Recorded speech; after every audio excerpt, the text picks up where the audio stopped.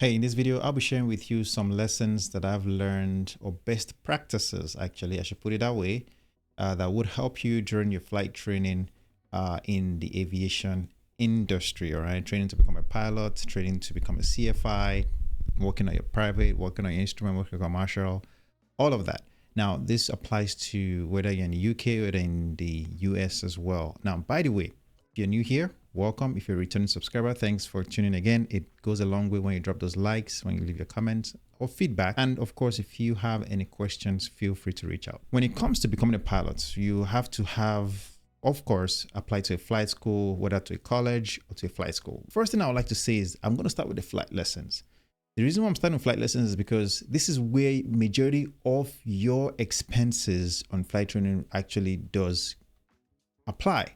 So if you think about it, when you do your ground lessons with your CFI, you are not spending as much as what you spend when you do your flight lessons. So let us focus on the big stuff first, okay? Now, by the way, not that the rest of these videos won't be important, the rest of the topics or areas won't be important, but I just want to tackle the big area first. All right, the big area being flight lessons. The first thing you want to do when it comes to your flight lessons is that before you show up to that flight lesson, make sure you know exactly what you're going to do.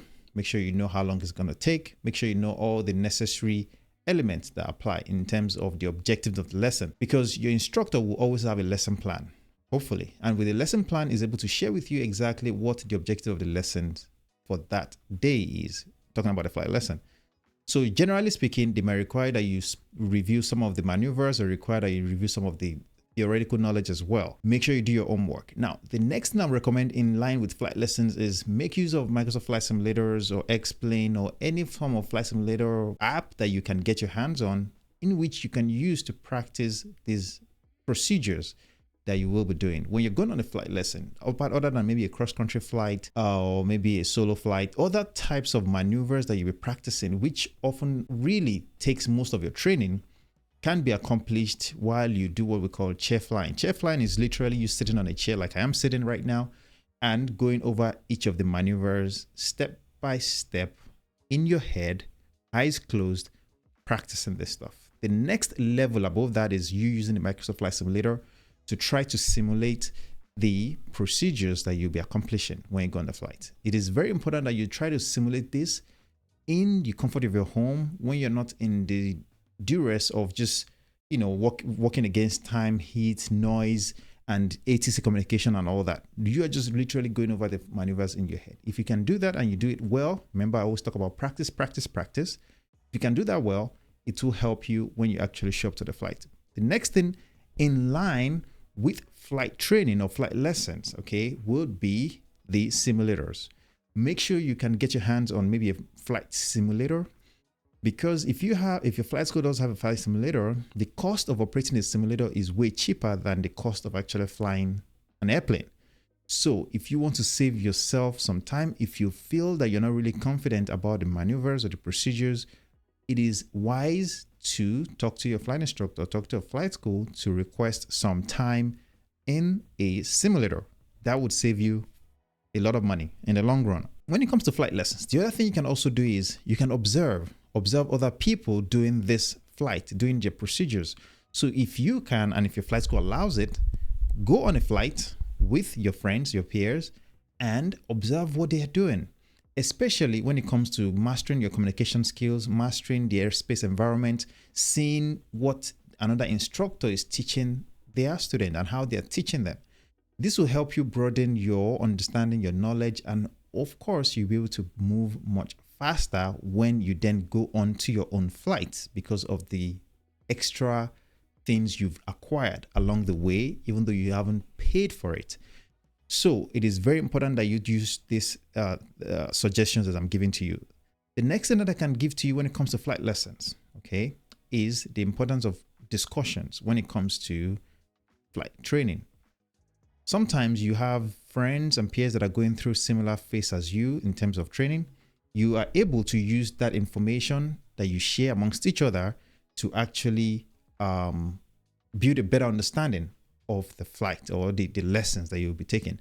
So make use of it. Now, moving to the next section, which will be ground lessons. Now, ground lessons are going to be expensive because in comparison to flight lessons, it will be cheaper, but overall, ground lessons will also be expensive. That's why when it comes to doing your ground lessons, you want to make sure that you have done your homework. You have studied ahead of time. You have done all the necessary things you can do to save you the time you spend with an instructor. Remember, your instructor will be charging you per hour.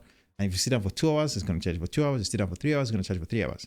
To save that time, you have to do your homework by studying well in advance.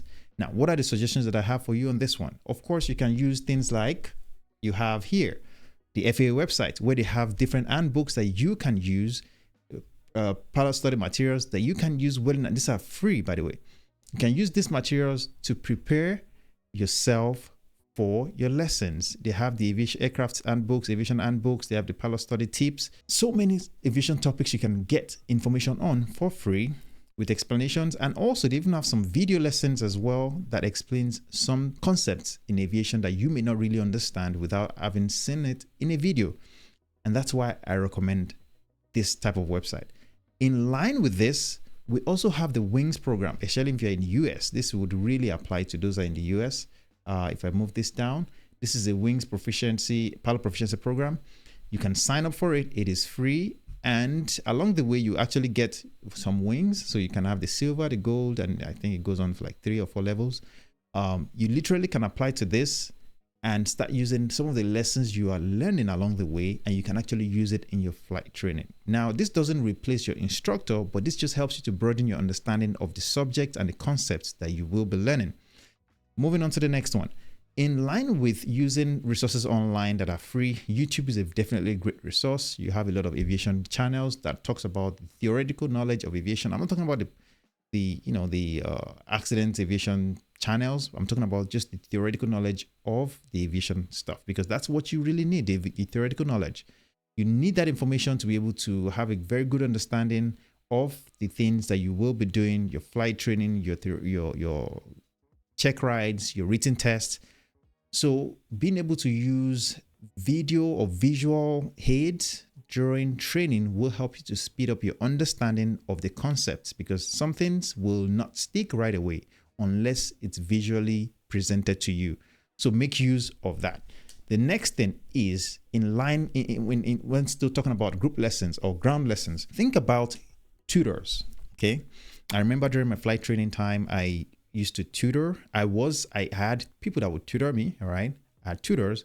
And then I also became a tutor, because during my time of completing my CFI training, I had to do those things. And the reason why it is beneficial to you to do that is because if, let's say I am trying to become a CFI, okay, trying to become a certified flight instructor, I need to be able to practice my teaching skills.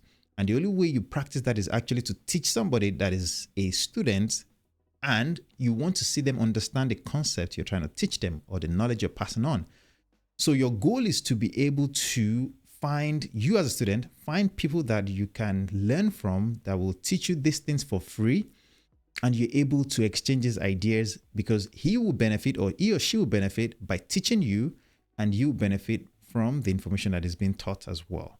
So find tutors in your flight school around you. Mentors can help you as well in this process. The next thing in line with that is group studies. Again, just like I mentioned for the flight training or flight lesson section, for your group studies in the ground section, it will go a long way, because you guys can get together in a group and talk about these topics, talk about flight planning, talk about, weight and balance, all these aviation subjects that you need to cover in order to get your license are things that you guys can talk about in a group environment. And you can use that information to broaden your knowledge, broaden your understanding, and it will make you a better person. The rest really are things that I think you need to put in the work, okay? Things that are on you. So the one thing I will say is that, how prepared are you? How motivated are you?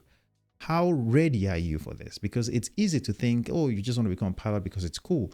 In as much as it is cool, you also have to have the discipline, the motivation, the ability to actually go through those difficult stages you would experience. And you go through a lot of frustrations as well, because times will come where you'll be challenged, even if you have the money. You've been able to be disciplined and do the things that you're supposed to do at the right time, and being able to dedicate yourself to the process or to the craft. The next thing I'll say is the CFI you have is very important. Think about your CFI as your teacher, your mentor, your coach, okay? And that's really who a CFI is.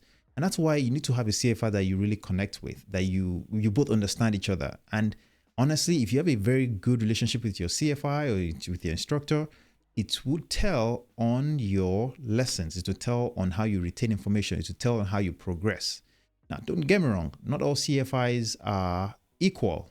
Okay, even though everyone has been trained and we all had to meet certain requirements to get his license certificate, not everyone is equal. Not everyone can teach, not everyone can explain things the same way, and we all have our strengths and weaknesses.